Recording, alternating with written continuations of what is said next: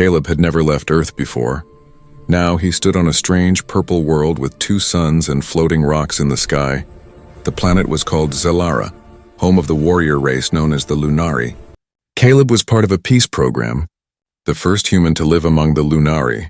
His new friend, Nira, was unlike anyone he had met. She was tall, with glowing silver eyes and hair like white fire, but she laughed easily, even though she came from a long line of fighters. "Come on. Slow, Earth boy," she said as she ran ahead. They were inside her family's ancient temple, full of giant statues and glowing symbols. Caleb followed her, amazed at the old carvings. "Are these your ancestors?" he asked, pointing to a huge armored figure on the wall. Nira nodded proudly. "That's Lady Valestra, my great-grandmother, the strongest warrior of her time." They reached a small chamber at the back of the temple. It had a stand in the center, holding a set of silver and black armor. The armor looked like it was sleeping. Quiet but powerful. Nira smiled mischievously. "Want to try it on?" Caleb laughed. "Me? No way, that's your family's treasure." "It's just for fun," Nira said, nudging him. "It won't even fit, trust me." So, as a joke, Caleb stepped up and placed his hand on the chest plate. The armor lit up instantly, bright white lines racing across it like lightning. Before he could pull back, pieces of it lifted off the stand and floated toward him. Nira?" Caleb said nervously. The armor snapped onto his body, first the chest, then the arms, the legs, the helmet. It wrapped around him like it was made just for him. The room became silent. Even Nira stopped laughing, her eyes wide.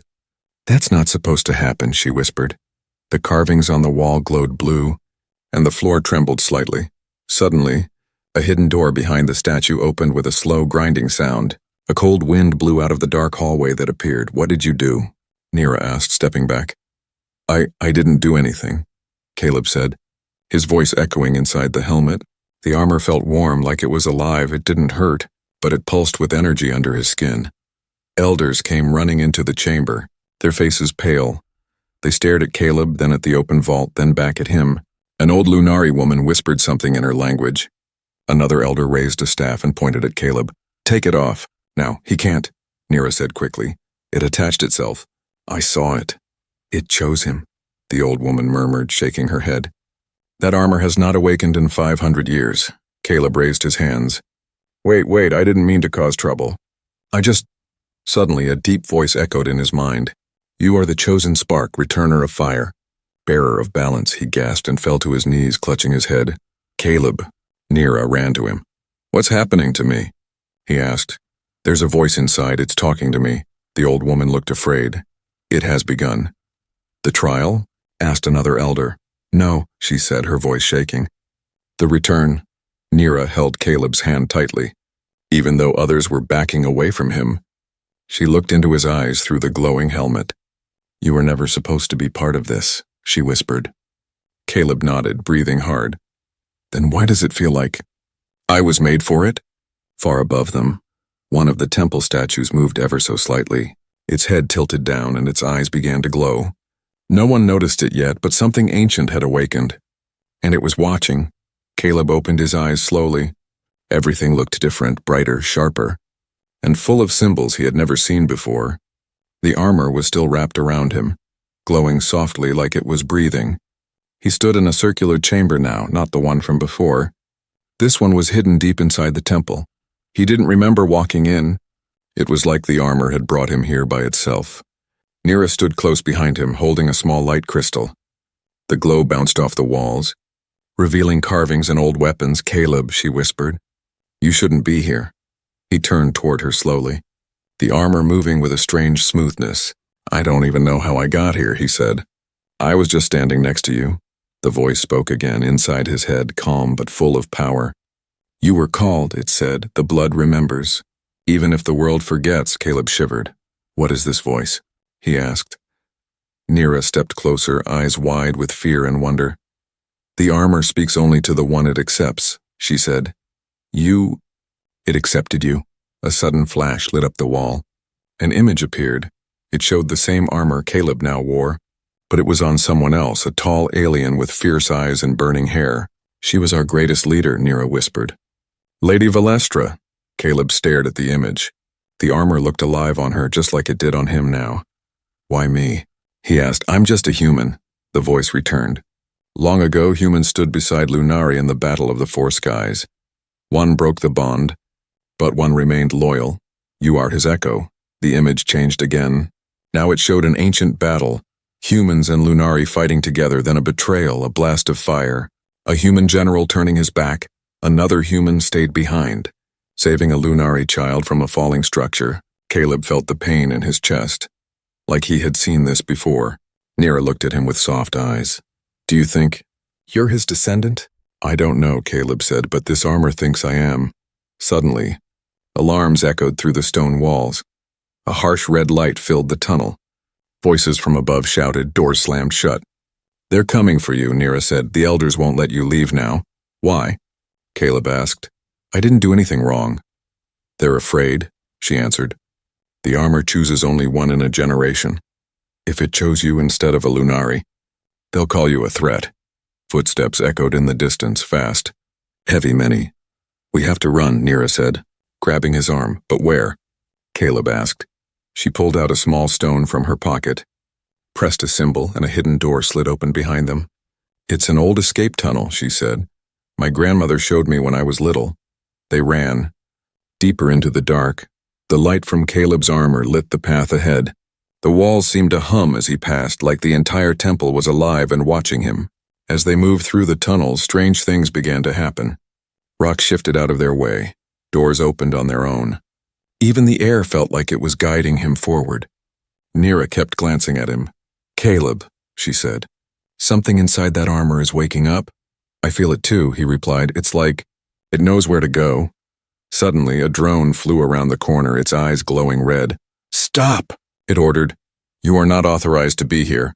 Caleb raised his arm to shield himself. But something strange happened. A blast of light shot from his palm and hit the drone. Knocking it out cold, Nira stared in shock. "You shouldn't be able to do that," she whispered. "I didn't try," Caleb said. "It just happened." The voice returned again, deeper now. "The bond strengthens. The armor learns your soul." More drones came flying in.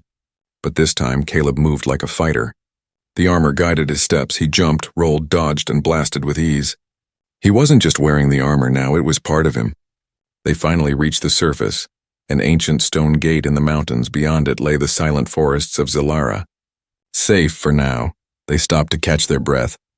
Caleb leaned against a rock, heart pounding. He looked at Nira, his voice trembling. "I don't understand what's happening to me." Nira stepped closer and placed her hand on his armored chest. "You were just a joke," she said, "but now you're something more." Caleb looked up at the two moons in the sky. The armor hummed again and the voice whispered, "The storm is coming." The forest was dark, lit only by the glowing rivers and floating pollen-like lights.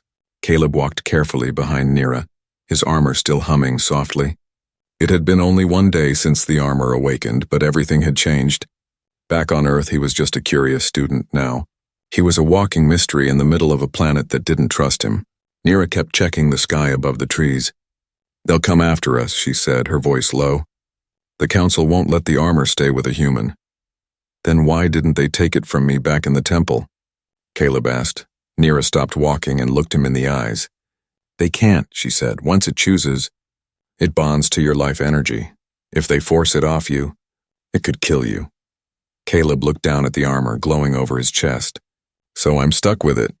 "Not just stuck," Nira whispered. "You've become a symbol, and symbols are dangerous." Suddenly, a strange noise echoed from the trees. A soft hum followed by a sharp mechanical click. Nira pulled Caleb down behind a glowing blue bush. From above, a floating drone passed silently. It scanned the forest with a red beam. Then another drone appeared, then 3 more.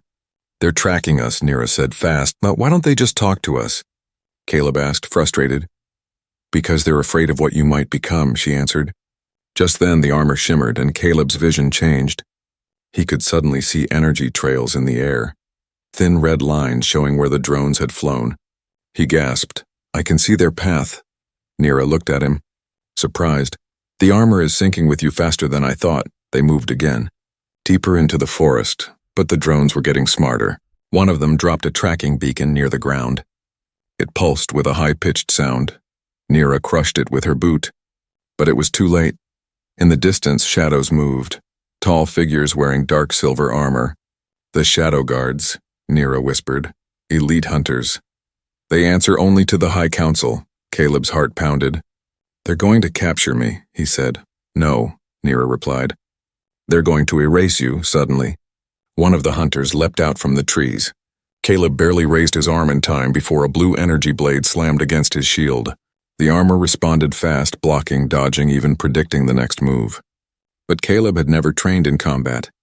The armor knew how to fight, but he didn't. Each move took all his focus. All his strength, Nira jumped in beside him, swinging her twin daggers with speed and skill. Together they pushed the hunter back, but more were coming. We can't keep fighting, Caleb said. There's too many. There's a safe zone, Nira said. An old resistance bunker. But it's deep in the Root Mountains. Then let's go, Caleb said. Breathing hard, they ran again, dodging lasers and hiding behind trees. The forest began to change. Trees grew taller, the ground more uneven, and the sky above was now full of dark clouds. Thunder rumbled, but not from the storm. It came from something else, something flying. A black ship hovered in the sky, its engines loud and full of power. They've brought a war crawler? Nira shouted. That's not just hunters anymore. That's war protocol. The ship scanned the area, then fired a stun beam. Caleb jumped to the side, but part of the beam touched his shoulder. He screamed as the armor sparked and trembled. It was protecting him, but it was hurting too. Nira helped him up. Can you move? I think so, he groaned. But I felt like I was on fire. The armor's voice spoke again. Warning. Life core stress detected. Hostile force attempting override. They're trying to break the armor's connection to you, Nira said. They're risking your life to get it back. They reached a ridge where the ground split into a deep gorge. A broken bridge stretched across, barely holding. It's the only way, Nira said. She went first. Stepping carefully across the shaking planks, Caleb followed. The heavy armor making the wood groan. Behind them, the warcrawler's searchlight lit the trees, then boom! A drone fired and hit the edge of the bridge. The plank beneath Caleb's foot snapped. He slipped, hanging by one hand over 100-foot drop. Caleb! Nira screamed, reaching for him. I've got you! The armor pulsed and extended a small hook from his gauntlet. He caught the side rope and pulled himself up, gasping. They both ran the rest of the way across just as the bridge fell behind them. They rolled onto the ground, breathing heavy, shaking. The sound of the war crawler faded for now. Nira turned to Caleb, her face pale but fierce. You're not just wearing the armor anymore, she said. It's evolving with you. Caleb looked at his hands. Blue lights ran along the seams of the armor, and his skin underneath glowed faintly. I can feel it, he said. It's like it wants me to remember something. Then we need to find out what, Nira said. Before they destroy you, trying to figure it out first. In the shadows behind them, a larger figure watched from the trees. It wore armor too, but darker, older, twisted, and its voice whispered one word as it vanished into the mist. Found you. The path through the mountain narrowed as Caleb and Nira reached a stone arch carved with Lunari symbols. Each symbol glowed faintly when Caleb passed under it. Nira stopped walking, her hand resting on the cold rock. This is it, she said, her voice soft. The entrance to the Trial of Fire. Caleb looked around, confused. It's just a cave, he said. Nira shook her head slowly. It's not a cave, she whispered. It's alive, the arch lit up completely, and a doorway appeared where there had been only stone. A hot wind blew out from inside, dry and heavy. The air smelled like ash and ancient power. The armor brought you here for a reason, Nira said. This trial is part of your awakening. What do I have to do? Caleb asked, nervous. You must survive, Nira replied. And you must not give in. She took a step forward, but a wall of flame shot up in front of her. Caleb jumped back. You can't go with me? He asked. Nira shook her head. The trial is for you alone. Then she looked at him, her voice trembling. Please come back. Caleb gave her a small nod, then walked through the fire. It didn't burn him. The armor absorbed the flames. Inside, the world shifted. He wasn't in a cave anymore. He stood in a wide hall made of black stone and gold fire. Statues of warriors lined both sides. Each one wore the same armor he had, only darker.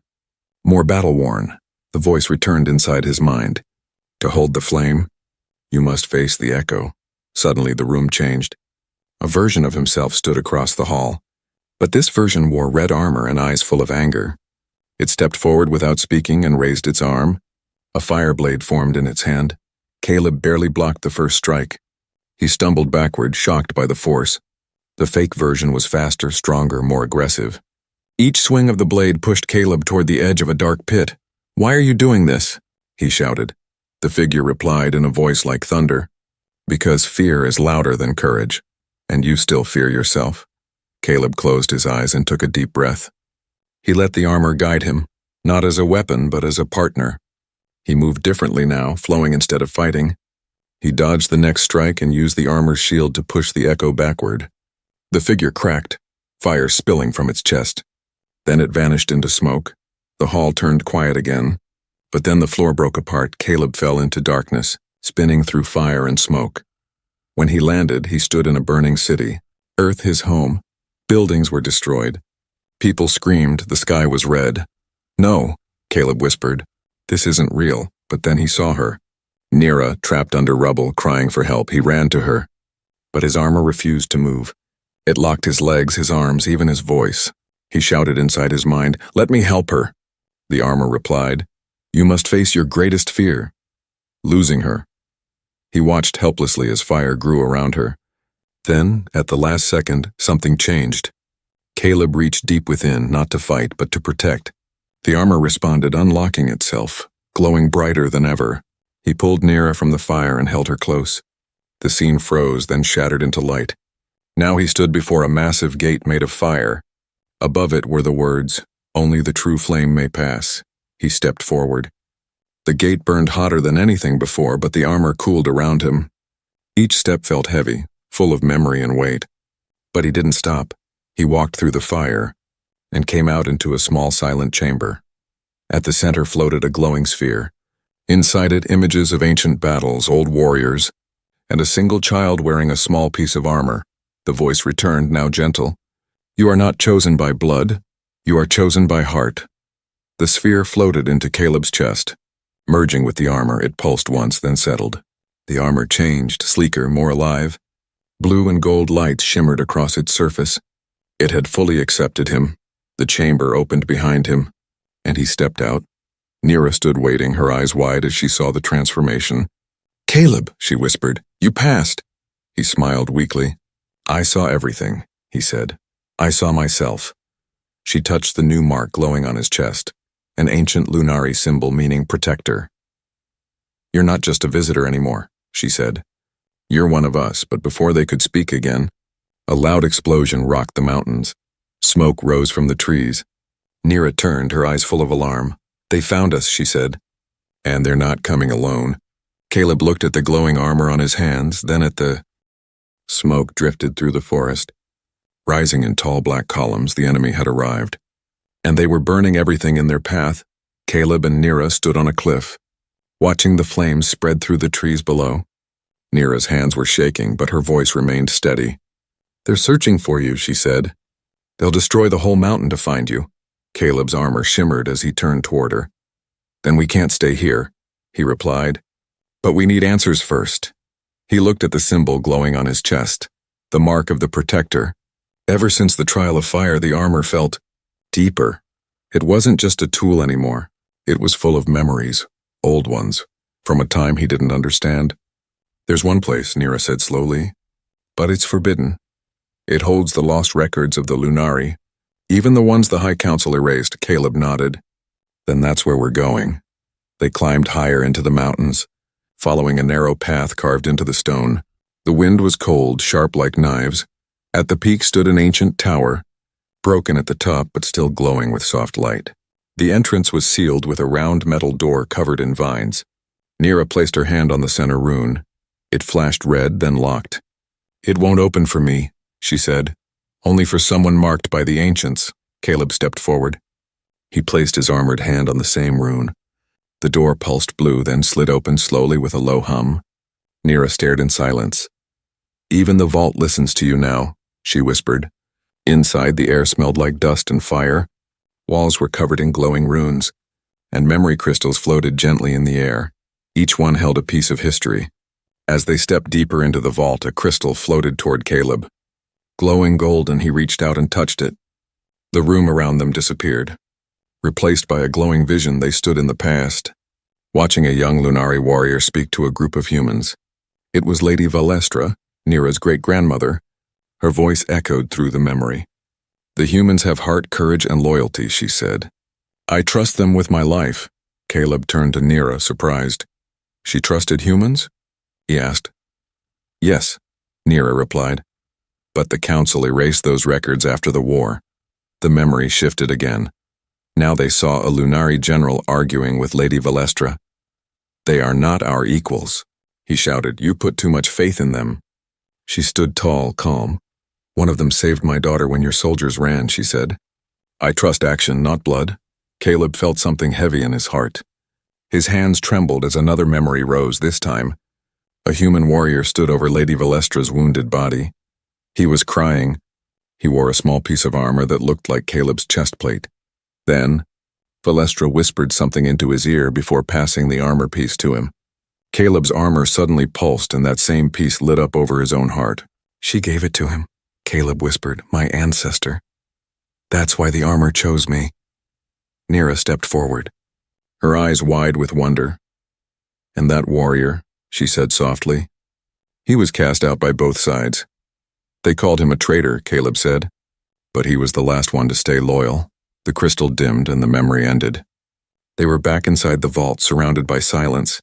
Nira looked down at a set of dusty scrolls near the wall. She picked one up and read aloud.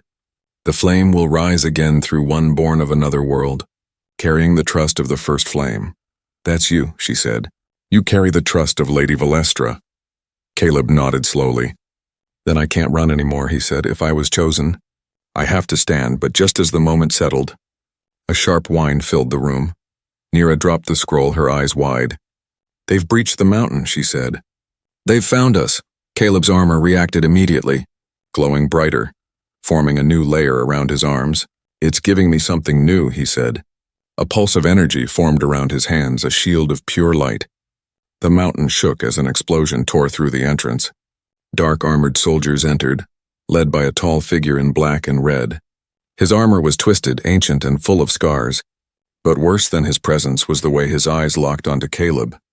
"Return the flame," the man said, his voice like breaking stone. "That armor is not yours." "I didn't take it," Caleb replied, stepping forward. "It chose me," the man snarled.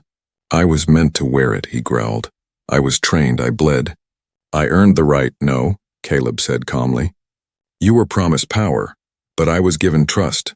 Without warning, the enemy attacked, blades clashed, sparks flew. The vault walls shook. Caleb blocked the first strike with his new shield. Then, using a move he had never learned, he sent a blast of energy across the floor. Knocking several soldiers back, the black-armored leader charged. But Nira intercepted him with her twin daggers. "Go!" she shouted to Caleb. "Take the scrolls and run." "I'm not leaving you," Caleb shouted. "Trust me," she said, eyes fierce. "I was born for this fight." Caleb turned, grabbing the scrolls and memory crystals. He ran deeper into the vault, flames rising behind him. The secrets of the ancestors burned in his hands, and in his heart the truth was out now. The world would never see him the same again. But Caleb was no longer afraid. He was the flame reborn. The scrolls were warm in Caleb's arms. Not from fire, but from power, they pulsed like a second heartbeat. He ran through the lower tunnels of the mountain, the crystals lighting the way behind him. The sound of battle still echoed.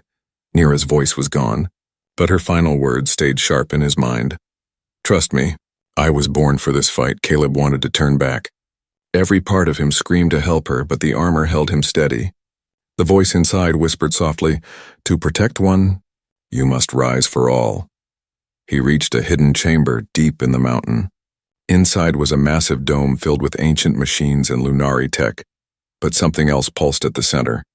A forge not made for metal but for energy. A place where the flame had first been awakened. Caleb stepped into the circle, placing the scrolls and crystals on the platform. The forge lit up instantly, responding to his presence. Flames rose but didn't burn. They danced around him like spirits. Then came the voice again, but this time, it wasn't just inside him. It echoed across the walls. "Full of both pain and pride, he has returned. The one who carries the forgotten trust. the human spark. Images filled the room, of the ancient war, of betrayal, of hope buried in silence. Caleb saw the truth. The flame wasn't a weapon, it was a promise, a gift from Lunari ancestors and loyal humans, meant to protect life, not destroy it. But over centuries, the High Council twisted that truth. They feared the flame's return because it could challenge their rule. They erased history, hunted the descendants, and sealed the forge. Now it was open again because of him. The armor began to shift. New lines of light raced across it. The symbol of the protector changed, merging with the ancient sign of the flame-bearer. His armor was no longer Lunari only. It had become something new, something born of two worlds. A door opened behind him, loud, sharp, and angry. A squad of enemy soldiers entered, weapons raised. "Target located," one of them barked. "Take him down now," but Caleb didn't step back. He stood calmly as the armor unfolded, two glowing wings of pure energy behind him. His eyes shimmered with gold and blue. The forge behind him pulsed, echoing his heart. The first shot was fired. Caleb raised his hand and the energy bolt froze in midair. Then it shattered like glass. The soldiers froze, unsure. "I don't want to hurt anyone," Caleb said, his voice deeper, clearer. "But I won't let you bury the truth again." He moved with lightning speed, dodging, blocking, disarming without killing. Each step echoed with purpose. The armor didn't control him now. They moved as one. Warrior and armor, soul and memory. One soldier fired a grenade, but Caleb caught it midair and crushed it with his hand. The energy dispersed into harmless sparks. The rest of the soldiers fell back, afraid. But then, boom. The wall behind them exploded, and the dark-armored enemy commander stepped in. His face was hidden, but his voice was sharp like a knife. "You've grown," he said, "but you still don't understand." Caleb stood tall. "I know what the flame really is now," he said. "It was never meant to be used by tyrants like you." The commander raised a red-bladed staff. "I was trained from birth," he growled. "I watched my family burn because of your kind. I'm not your enemy," Caleb replied. "But I won't let you rewrite history with blood." The room became silent. Then the battle began. Their fight shook the forge chamber. Every strike sent shockwaves through the walls. Caleb moved faster than ever before. The armor opened abilities he hadn't felt in earlier parts of the journey. Shields formed with thought. Attacks flowed with emotion. But the commander was strong, skilled, brutal, desperate. "Why do you care?" the commander shouted during the clash. "You're not even Lunari." "Because I was trusted," Caleb replied, "by your greatest warrior. Because the flame chose me when your hate left you blind." With one final move, Caleb disarmed him. The commander dropped to his knees, panting, but Caleb didn't finish him. He powered down his blade and stepped back. "I won't become what you are," he said. "That's the difference." Alarms rang across the mountain. Ships were coming, from both the Lunari city and the outer planets. Nira's people and the exiled ones. They had all felt the rise of the flame. Caleb walked out of the chamber as firelight broke through the clouds outside. Nira was waiting for him at the edge of the cliff. Bruised but alive, when she saw him, her eyes filled with tears. "You changed," she said softly. Caleb smiled. "No," he replied. "I just became who I was always meant to be." The flame had returned, not to burn the world, but to light the truth. And the boy from Earth now stood as the human flame. The battlefield was silent. Smoke curled through the broken trees, and fires glowed like tired stars across the ruined ground. Ships hovered overhead, silent and watching. No one moved, not even the soldiers, because they had all seen what just happened.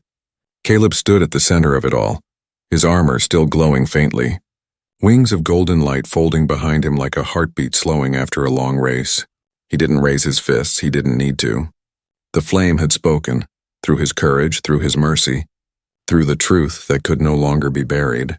Nira stepped forward from the smoke, dragging the wounded commander beside her. The dark-armored enemy who once swore he would destroy Caleb now knelt quietly. Not out of fear, but out of understanding. "He could have killed me," the commander said to the High Council representative standing near their ship. But he didn't. He fought like a warrior, but chose like a protector. The oldest councilwoman looked at Caleb, her face unreadable. "You stand in armor not meant for your kind," she said slowly. "And yet, it has never burned you." Caleb nodded, stepping closer. "I didn't come here to take anything," he said. I came because I was invited, he raised the scrolls. The memory crystals, the hidden truth of Lunari history. I found what you tried to hide, he continued. That humans once stood beside you. That trust was real. And I was never a mistake. Whispers spread across the gathering. Some Lunari bowed their heads. Others clenched their fists, ashamed or afraid. But many looked up with hope. Nira walked to Caleb's side and placed her hand on his shoulder. This boy, she said, was once just a joke. A silly human who couldn't lift a stone, who tripped on temple steps, who asked too many questions. But today, he became something more. He became a mirror, she continued, turning toward the crowd. Of what we lost, and what we could still become, Caleb looked at her. Heart full, he remembered their first meeting. Her laughter, the moment she dared him to wear the armor. None of them had known it would change everything. A council guard stepped forward, armor polished, expression cold.